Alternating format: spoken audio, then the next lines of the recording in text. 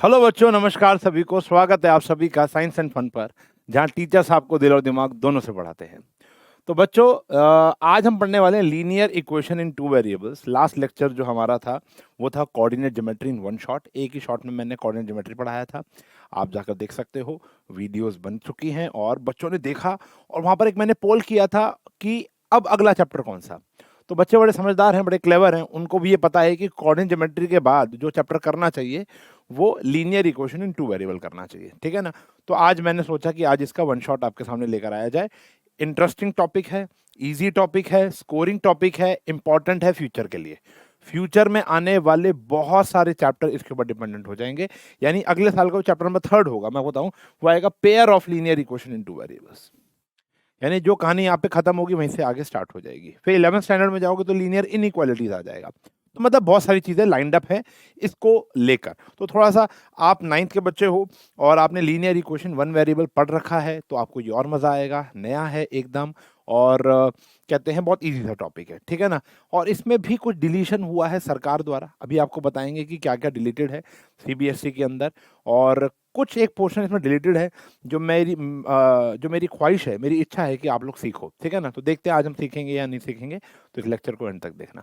चलिए, तो आज हम लोग पढ़ने वाले हैं सबसे पहले तो linear equation in two variables होता क्या है। देखो, सबसे पहले अगर हम बात करें प्यारे बच्चों, तो लीनियर, देखो लीनियर का मतलब होता है जिसकी डिग्री क्या होती है, 1। Linear means degree 1, quadratic means degree 2, cubic means degree 3। Degree मतलब हाईएस्ट पावर। डिग्री का मतलब है बेटा हाईएस्ट पावर। ठीक है जी। लीनियर इक्वेशन, इक्वेशन का मतलब होता है जिसके अंदर एलएचएस आरएचएस के बराबर होता है, यानी इक्वल्स टू का साइन होना बहुत जरूरी है। दो वेरिएबल्स, वेरिएबल्स होते हैं बेटा ए to Z.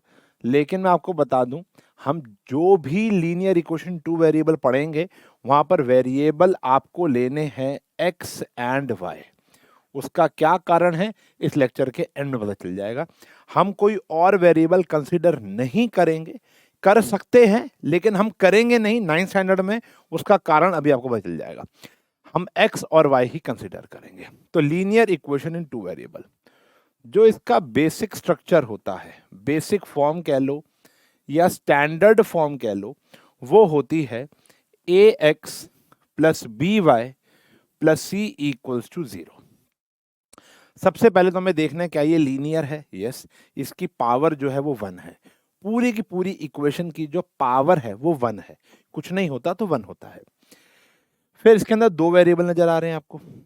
Linear equation equals to का भी साइन है और दो वेरिएबल भी हैं। अब ए बी सी क्या है, where A B C are real numbers. वो कुछ भी हो सकते हैं बेटा, वो कोई भी नंबर्स हो सकते हैं, आर रियल नंबर्स। एग्जाम्पल के तौर पर, एग्जाम्पल के तौर पर 3x plus 4y plus 7 equals to 0, ये आ गया पहला एग्जाम्पल। या minus √3x plus 4y minus 9.7 equals to 0, ये भी एक linear equation in two variable है। इसके साथ 2/3x प्लस 1.4 बार, चैप्टर 1 के अंदर हमने ऐसा नंबर पढ़े हैं, ये होते हैं non terminating repeating decimal expansion, ये सारे रियल नंबर्स होते हैं, प्लस 4 इक्वल्स टू 0। तो ये सारे के सारे मैंने जो भी इक्वेशंस लिखी ये linear equation in two variables हैं। अब जिसके अंदर अगर हम गौर फरमाकर बात करें कि जो हमारा ए होगा वो 3 होगा, बी होगा वो 4 होगा, सी होगा वो 7 होगा। एक्स का कोफिशिएंट हमेशा ए होगा। कोफिशिएंट मतलब पड़ोसी। जो x का कोफिशिएंट है वो हमेशा a होगा, y का कोफिशिएंट हमेशा b होगा, और जो अकेला है वो c होगा। अब जैसे यहाँ पर अगर अब बात की जाए तो हमारा a क्या होगा, -√3, b क्या होगा 4, और c होगा -9.7। Got it. फिर अगर हम यहाँ पे बात करें a क्या होगा 2/3, b क्या होगा 1.4 बार, एंड c क्या होगा बच्चों 4। गॉट इट, क्लियर है। तो इस प्रकार से हम एबीसी की वैल्यू ढूंढ सकते हैं स्टैंडर्ड फॉर्म में। कोई चीज अगर स्टैंडर्ड फॉर्म में नहीं है तो पहले आपको स्टैंडर्ड फॉर्म में करनी पड़ेगी। अब जैसे फॉर एग्जांपल ये लिखा है 2x is equals to 3y minus 19, तो ये अपने स्टैंडर्ड फॉर्म में नहीं है। स्टैंडर्ड फॉर्म ये है ax plus B Y plus C equals to 0। तो सबको उधर लेकर आना पड़ेगा। Got it? तो ये आया 2x minus 3y plus 19 equals to 0। Got it? समझ में आई बात? तो इस किस्म से आपको ये काम करना पड़ेगा। अब जैसे यहाँ पर लिखा हुआ है 2x माइनस, या बहुत ज़्यादा 2 हो गया, चलो ठीक है 3 लिख देते हैं यार, 3x minus 4 is equals to 0। अब यहाँ पर तो y ही नहीं है, तो ये एक्चुअल में तो linear equation in one variable है, लेकिन क्या हम इसको टू वेरिएबल में कन्वर्ट कर सकते हैं? यस। देखो है तो जुगाड़ ही, यस कर सकते हैं। y नहीं है तो 0y हो जाएगा, y नहीं है तो 0y हो जाएगा। तो यहाँ पर अगर अभी हम ABC की बात कर लेंगे, ठीक है ना। अब ऐसा लिखा हुआ है कि 24y माइनस 1.9 इक्वल्स टू 0। तो यहाँ पर भी आपके पास x नहीं है, तो x नहीं है, 0x 24y minus 1.9 equals to 0, ऐसा भी हो सकता है। और अगर हम एक लास्ट एग्जांपल और ले लें तो ऐसा भी हो सकता है 2x is equals to 8.7y। अब यहाँ पर पहली बात तो कांस्टेंट नहीं है, इसको इधर भी लेकर आना पड़ेगा। 2x माइनस 8.7y, कोई कांस्टेंट यहाँ पर नहीं है तो वो 0 हो जाएगा, ठीक है ना। तो कहानी ये है, जो है तो वो तो है, जो नहीं है वो 0। अब जैसे यहाँ a की वैल्यू 2 हो गई, b की वैल्यू -3 हो गई, और c की वैल्यू कितनी हो गई? 19 हो गई। बात समझ में आई? तो सब कुछ उधर लेके गए स्टैंडर्ड फॉर्म। यहाँ पर भी y नहीं था तो 0 डाल दिया। तो a की वैल्यू कितनी है? 3, b की वैल्यू है 0 एंड c की वैल्यू है -4। a की वैल्यू है 0, b की वैल्यू है 24 और c की वैल्यू है -1.9। यहाँ पर a की वैल्यू है 2, b की वैल्यू है -8.7 और c की वैल्यू आ गई 0। तो this page shows the standard form और the basic form of linear equation in 2 variables. Got it? ठीक है जी। तो 2 वेरिएबल मैंडेटरी है यहाँ पर। इतना क्लियर है? बात समझ में आ गई? आगे बढ़े? ठीक है जी। तो एक क्वेश्चन है आप ही की एनसीईआरटी का कि express the following equation in the form of a B c. मतलब पहले स्टैंड फॉर्म में करो और फिर ए बी सी की वैल्यू निकालो। तो मैं 3-4 सवाल आपको दे रहा हूँ, ठीक है जी। मेरे करने से पहले आप लोग कर लेना और चेक कर लेना कि आपने ठीक किया है या गलत किया है। तो जैसे पहला सवाल मैंने आपको दे दिया 2.3x minus 9.7y is equals to 6। ये पहला सवाल है, फटाफट से करना शुरू कर सकते हो। ओके। फिर आया आपका pi x is equals to 9y plus 4। फिर थर्ड सवाल आ गया आपका x is equals to 2y। फिर फोर्थ सवाल आपका आ गया, देखो खुद ही जो मेरे मन में आ रहा है ना, 2.3 बार और x plus 4/7y is equals to 9√3। ये आ गया, ठीक है जी। और एक लास्ट और दे देते हैं, वो है 2x इज इक्वल्स टू 4.7 बार। ये आ गया। Got it?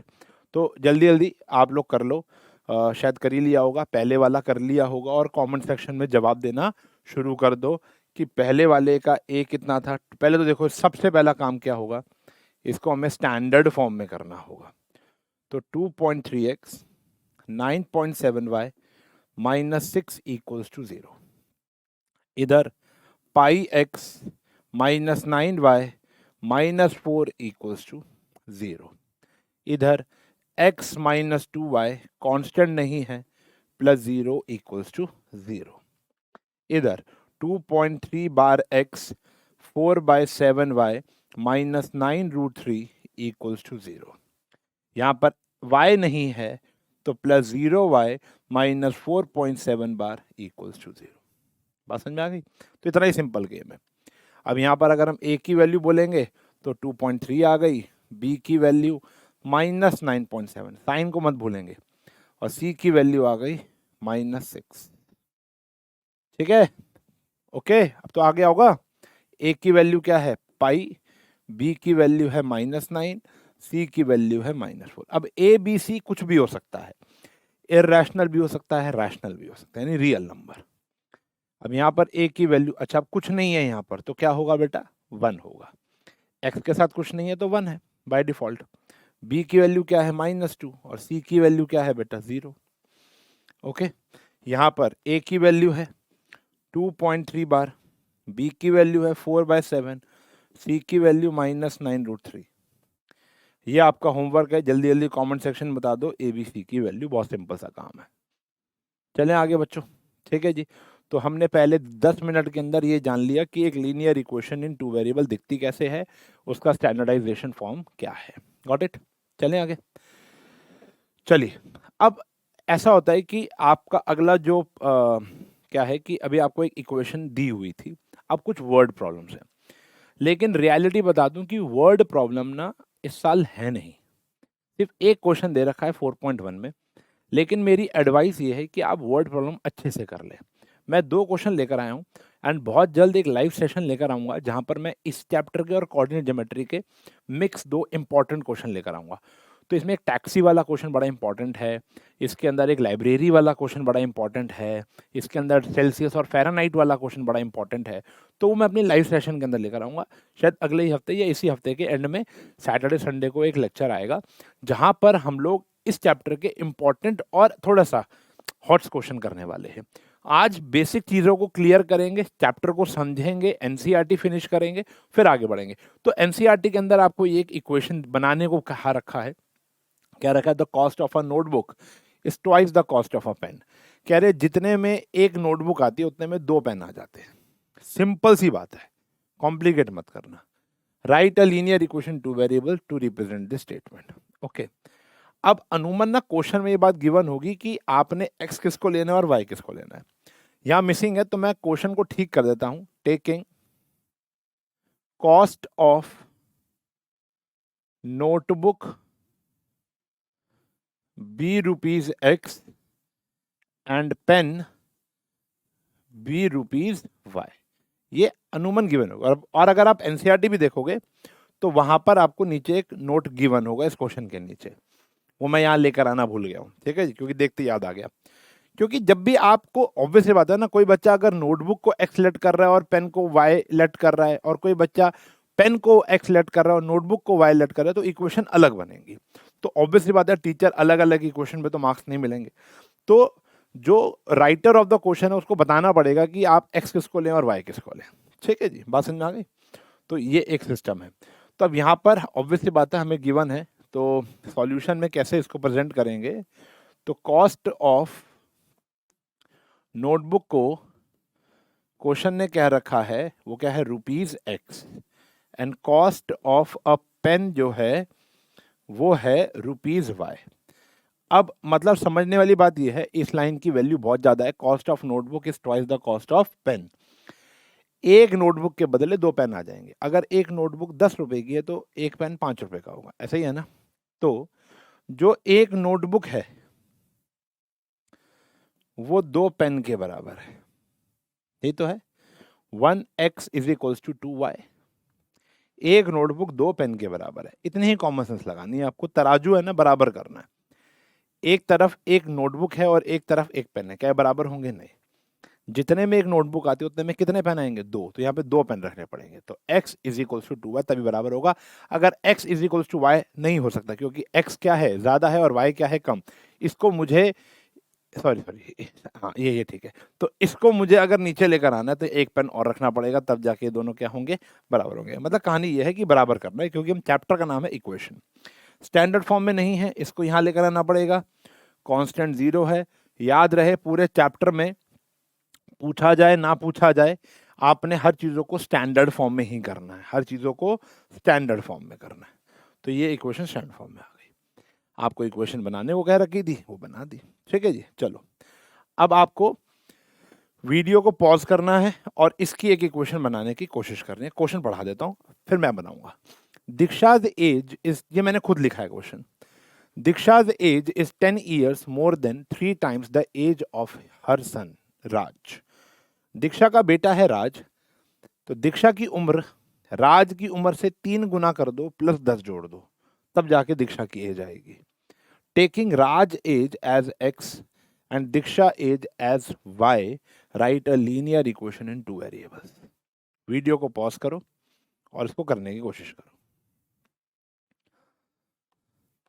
आई होप आप लोगों ने इक्वेशन ईमानदारी से बनाने की कोशिश की होगी और अब चेक कर सकते हो कैसी बनी है।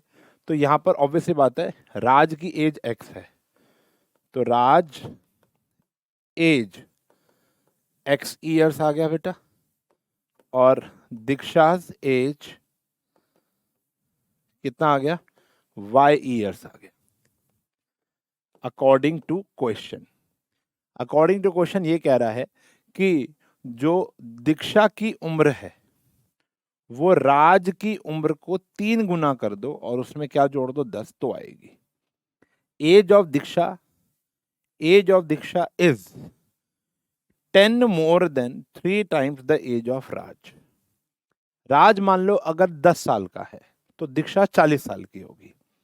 राज की उम्र को 3 गुना कर दो तो वो 30 हो गया, उसमें 10 और जोड़ना है तो कितना हो गया, 40। राज अगर 15 साल का है तो दीक्षा 55 साल की होगी। राज 15 साल का था तो 15 इंटू में 3 कितना हो गया, 45, उसमें 10 और जोड़ना है तो 3 गुना करके 10 जोड़ दो। तो अगर राज एक्स ईयर्स का है तो उसमें 3 गुना करो और 10 जोड़ दो, तब जाके दीक्षा की जाएगी। क्या ये स्टैंडर्ड फॉर्म में है? Answer is no. तो स्टैंडर्ड फॉर्म में लिए या तो इसको यहां लेकर आओ या इसको वहां लेके जाओ। ऑब्वियसली बात है, 2 को यहां लाने से बेहतर है एक को हम वहां ले जाए।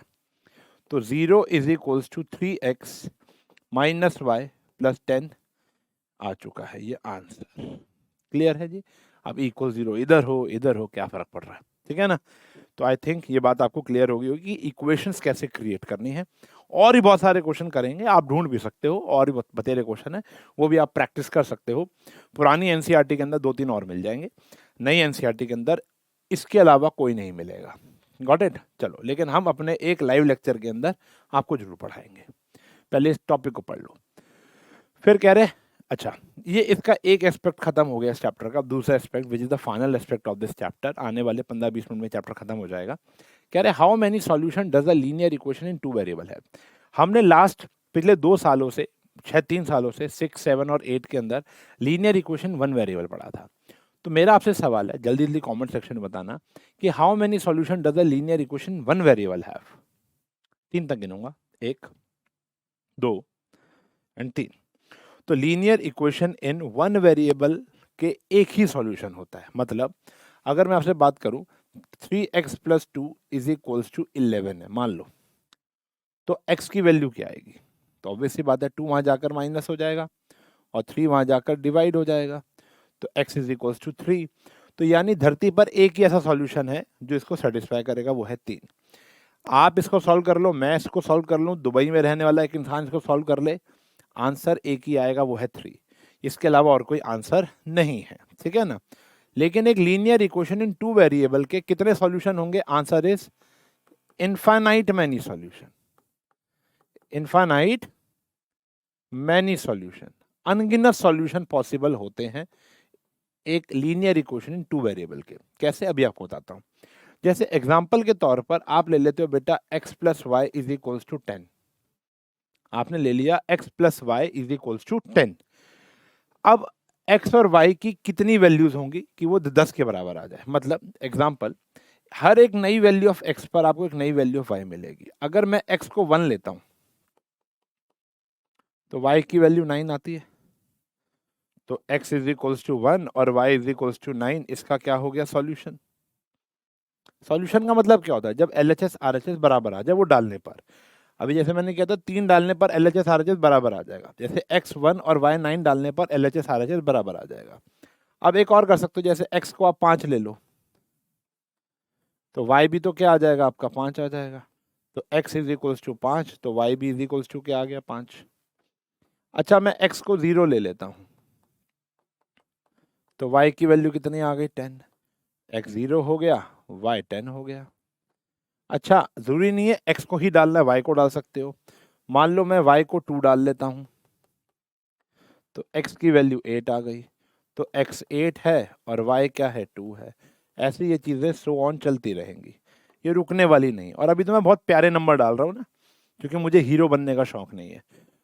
मतलब मैं ये बात अक्सर कहता हूँ कि मैथ्स में ना हीरो नहीं बनना चाहिए। हीरो मतलब कभी कभी क्या होता है, जैसे मैंने बोला इसके इनफाइनाइट मैनी सॉल्यूशन होते हैं। आप x की जगह कुछ भी डाल सकते हो। कुछ भी का मेरा मतलब क्या है? कोई भी रियल नंबर। आप नेचुरल नंबर भी डाल सकते हो, आप जीरो भी डाल सकते हो, नेगेटिव डाल सकते हो, रूट में डाल सकते हो, पाई डाल सकते हो, फ्रैक्शन में डाल सकते हो, डेसिमल में डाल सकते हो। लेकिन मुद्दा ये है कि आपको मार्क्स उतने ही मिलेंगे, आप कुछ भी डालो। तो अगर मैंने मान लो मुझे पेपर में बोला गया कि भैया इनफाइनाइट मैनी सॉल्यूशन होते हैं ना इसके, आपको कोई 4 बताने हैं, तो मैंने ये 4 बता दिए। आप कह रहे हो नहीं यार ये तो 4 बड़े बोरिंग है, मैं तो खतरों का खिलाड़ी हूं और मैं यहाँ पर पाई डालूंगा, तो डाल ले भाई, पाई डाल ले, अंडर रूट डाल ले, फ्रैक्शन में डाल ले, पॉइंट में डाल ले, बार वाला भी डाल सकते हो 1.9 बार, लेकिन उसका रिजल्ट भी कॉम्प्लिकेटेड आएगा, फिर उसको मेहनत लगेगी सॉल्व करने में और नंबर उतने ही है। मैंने ये किया प्यारा काम, मेरे भी नंबर उतने हैं, और आपने मुश्किल काम किया तब भी नंबर उतने। ऐसा तो है नहीं आपको कोई अवार्ड मिल जाएगा। हाँ, घर में बैठे हो प्रैक्टिस करो तो कुछ भी करो, लेकिन एग्जाम में बी प्रैक्टिकल, ठीक है ना। तो आपको प्यारे नंबर ही डालने, आसान से नंबर डालने। मतलब कहने का बात है कि इनफाइनाइट मनी सॉल्यूशन है, यानी अगर आप बोलो 1 लाख सॉल्यूशन, 1 लाख तो बहुत कम है, मैं कह रहा हूँ इनफाइनाइट सॉल्यूशन है।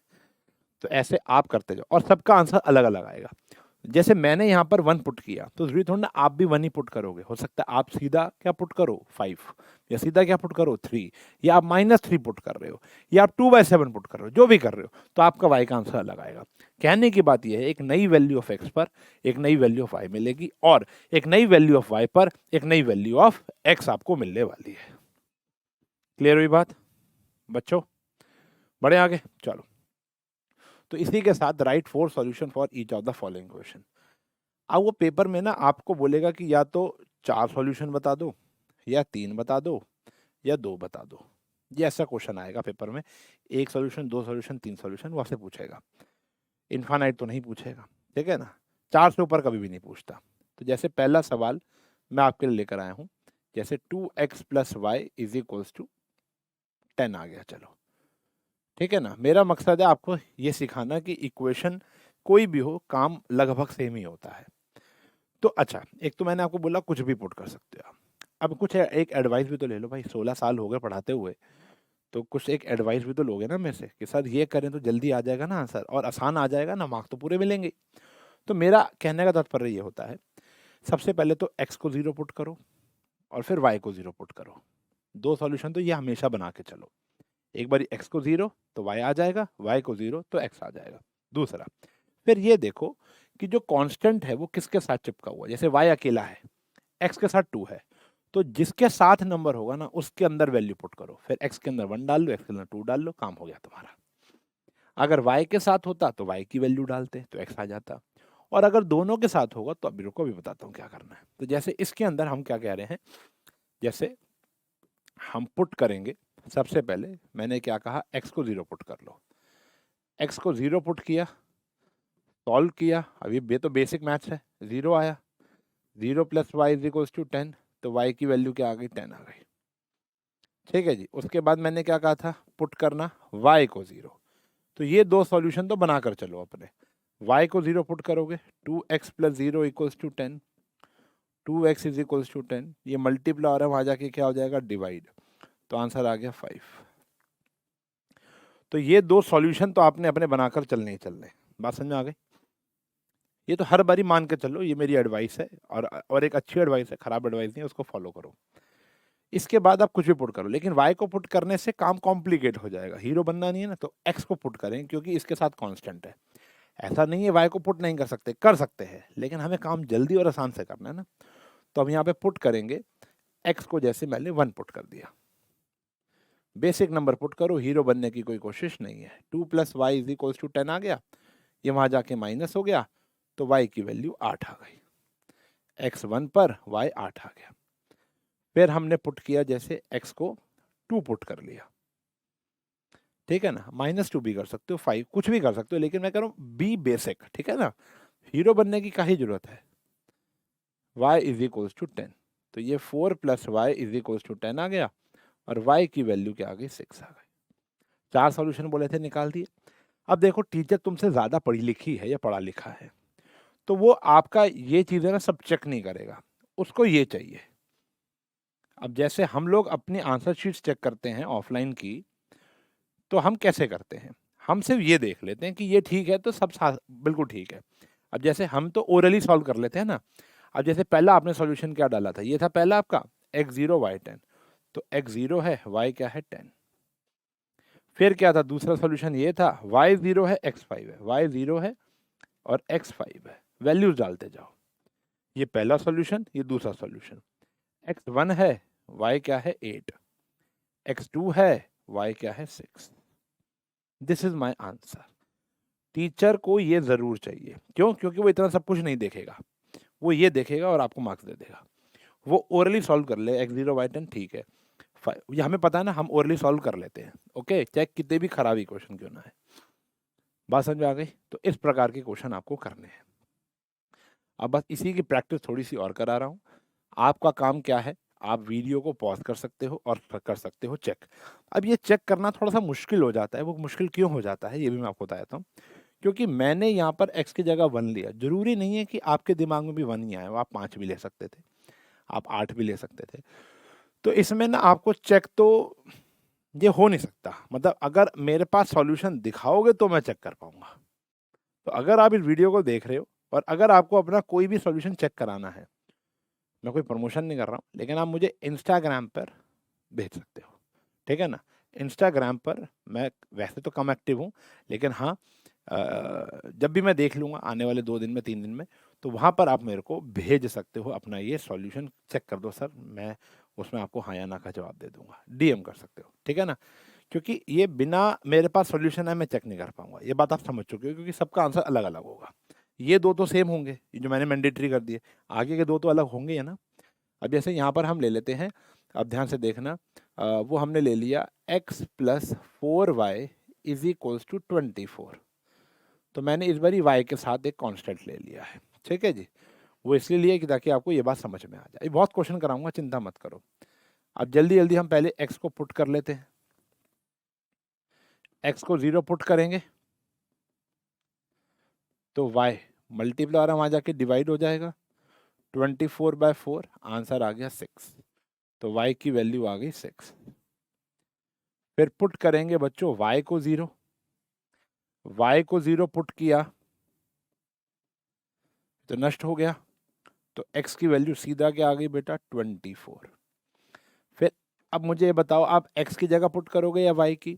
आंसर इज कुछ भी, लेकिन सर आपके एक्सपीरियंस ये कहता है कि y की जगह पुट करना चाहिए क्योंकि काम जल्दी हो जाएगा।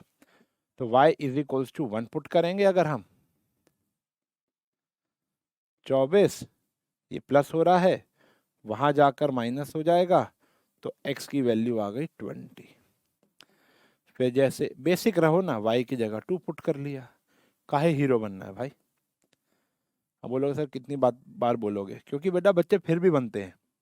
मैं भी हाल ही में ये चैप्टर अपने ऑफलाइन और लाइव में पढ़ा रहा था एक साथ, तो वहाँ पर बच्चों ने, खासकर ऑनलाइन वाले बच्चों ने, मैसेजेस की वो लगा दी झड़ी, मतलब कमेंट कि सर पाई पुट करो ना सर, एक बार √3 पुट करके दिखाओ ना सर, मतलब जैसे मैं कोई स्टंट करके दिखा रहा हूँ। अरे तो खुद ही पुट कर लो भाई।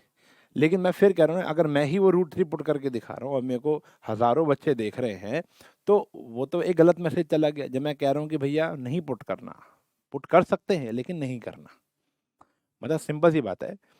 अ,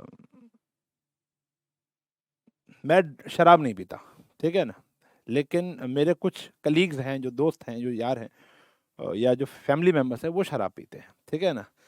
अब किसी एक फैमिली गेट टुगेदर जब होती है तो हमसे अक्सर पूछा जाता है, मेरे से और आशु सर से पूछा जाता है कि आप लेंगे, तो हमारा सीधा जवाब होता है कि नहीं, हम लोग नहीं पीते, हम सॉफ्ट ड्रिंक्स ले लेंगे, लेकिन बैठे हैं आपके साथ, ठीक है ना, क्योंकि एक अच्छा जेस्चर है, एक जेंटलमैन का ये काम होता है। अब मैं हूँ जेंटलमैन नहीं, वो तो बात की बात है। तो हम वो गिलास, मतलब कोल्ड ड्रिंक का गिलास लेकर बैठ जाते हैं, तो उनमें से एक शख्स कहता है कि यार घर से प्रेशर है कि नहीं पीना। मैं ये कहता हूँ कि नहीं, ऐसा नहीं है कि मैं पी नहीं सकता, बस मैं पीना नहीं चाहता। अलग, ये दोनों अलग अलग बातें हैं ना। एक तो है कि मैं पी सकता ही नहीं, मेरा मन तो कर रहा है यार पीने का, लेकिन मैं पी नहीं सकता क्योंकि वाइफ डांटेगी, माँ डांटेगी, बाप डांटेगा, समझ रहे हो।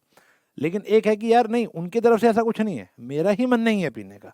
यहाँ पर ही वही बात है कि हम रूट पुट नहीं कर सकते, कर सकते हैं, लेकिन मेरा ही मन है ना पुट करने का, ठीक है ना। ऐसा नहीं है कि हम √3 नहीं डाल सकते। तो ये बच्चों में एक गलत मैसेज चला जाता है कि सर सिर्फ नेचुरल नंबर ही डालने हैं, माइनस में भी नहीं डालने। नहीं, कभी कभी माइनस में भी डाल लो, कोई दिक्कत नहीं, लेकिन ज़्यादा कॉम्प्लिकेटेड नंबर ना ले। एक बच्चा कहे सर 1 लाख पुट करके दिखाओ, तो कर तो सकते हैं लेकिन काहे करें, बात समझ में आ गई ना। तो ये एक चीज है जो आपको देखनी है कि हीरो नहीं बनना। चलिए जी, x को 0 पुट किया y 6 आ गया, फिर y को 0 पुट किया x 24 आ गया, y को 1 पुट किया, देखो अब मैंने y को 1 पुट किया, x की जगह 20 आया, 2 पुट किया तो 16 आ गया। ये आंसर आ गया बेटा हमारा। ठीक है जी, आगे बढ़े, चलो और करते हैं थर्ड पार्ट। अब थोड़ा सा नेगेटिविटी लेकर आते हैं, नेगेटिविटी मतलब माइनस लेकर आते हैं। तो ये है 2x minus y is equals to 16। अब ये वाले क्वेश्चन में अक्सर बच्चे बहुत गलतियां करते हैं, इस प्रकार के क्वेश्चन में जहाँ पर एक जगह माइनस आ जाता है। तो देखो कैसे करना है हैंडल, इस बात को भूलना नहीं है। बहुत तो बच्चों को पता भी होगा और कईयों को नहीं पता होगा। सबसे पहला काम हमारा वही है, x को 0 पुट करेंगे।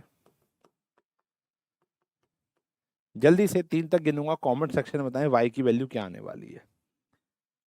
1 2 3। तो हाँ जी, अब आपने y की वैल्यू, जिन जिन बच्चों ने लिखा है 16 तो वो गलत है। हम बच्चे क्या करते हैं, 0 minus y is equals to 16, तो y को क्या लिख देते हैं भैया 16। और कई बच्चों ने आंसर बताया होगा -16, वो और वो ठीक है। तो 16 वाले सारे बच्चे गलत हैं। देखो क्या है, 0 माइनस वाई तो माइनस वाई होगा ना भाई, और माइनस वहां जाएगा तो y की वैल्यू क्या हो गई भैया, -16 हुई कि नहीं हुई। इस बात का आपको ध्यान रखना है, और मोस्टली बच्चे ये मिस्टेक करते हैं, मोस्टली बच्चे ये वाली एंट्री तो उनकी गलती होती है। ठीक है ना, फिर पुट कर लेते हैं एक बारी y को 0, 2x minus 0 is equals to 16, 2x is equals to 16, तो x की वैल्यू डिवाइड हो जाएगा तो कितनी आ गई, 8 आ गई। अब आप किसको पुट करोगे, x को या y को। ऑब्वियसली बात है, मैंने बताया था x को, तो मैं x को अगर 1 पुट करता हूँ, देखो ये भी गलत करते हैं बच्चे, ये आ गया 2 वहाँ जाके माइनस हो जाएगा तो ये 14 आ गया। वो सिर्फ 14 लिखते, माइनस को भूल जाते हैं, जबकि माइनस को आपने भूलना नहीं है। ठीक है ना, फिर x की जगह आप क्या पुट कर लो, मान लो 2 पुट कर लिया, तो 2 into 2 minus y is equals to 16, minus y 4 वहाँ जाके माइनस हो गया 12, तो y की वैल्यू क्या आ गई, -12। ठीक है ना, ये आ गया x, ये आ गया y, और एक सॉल्यूशन और। तो हमने x को 0 पुट किया, y -16 आया, 0 -16, फिर y को 0 पुट किया तो x 8 आ गया, फिर x को 1 पुट किया, ये -14 आ गया, फिर 2 पुट किया तो -12 आ गया। ठीक है जी, बात समझ में आ गई ऐसे। तो ये है सॉल्यूशन, गॉट इट। और देख लो, आज एक आधा और दिखाता हूँ। चलो ऐसा करते हैं, दोनों वाला दिखा देते हैं, 2x + 3y is equals to 36, ये आ गया जी। तो इसके अंदर आप कुछ भी पुट कर सकते हो। अब आपका पॉइंट में आए ना आए, अब उसमें हम बात नहीं कर सकते। जैसे मैंने कहा था ना, x के साथ वेरिएबल है तो x को पुट करना है, y के साथ है तो y को। यहाँ पर एक बारी x को 0, y को 0, उसके बाद do whatever you want to do, but do not trouble your mother. ठीक है ना, तो कहानी यहाँ पर ये है कि पुट करेंगे x को 0, x को 0, तो 3y is equals to 36, divide हो गया, y की वैल्यू आ गई 12। फिर पुट करेंगे y को 0,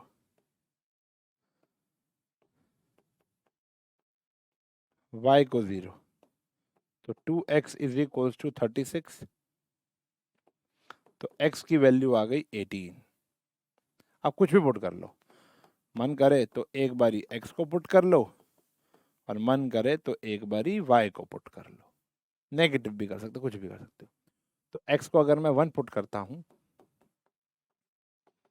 36, 2 वहाँ जाकर माइनस हो जाएगा 34, तो मेरी y की जो वैल्यू आएगी वो 34/3 आ जाएगी। ये आगे कटेगा नहीं। आप चाहो तो फ्रैक्शन में छोड़ सकते हो, आप चाहो तो इसको डेसिमल में भी कन्वर्ट कर सकते हो। Put y is equals to 1, if you put y is equals to 1,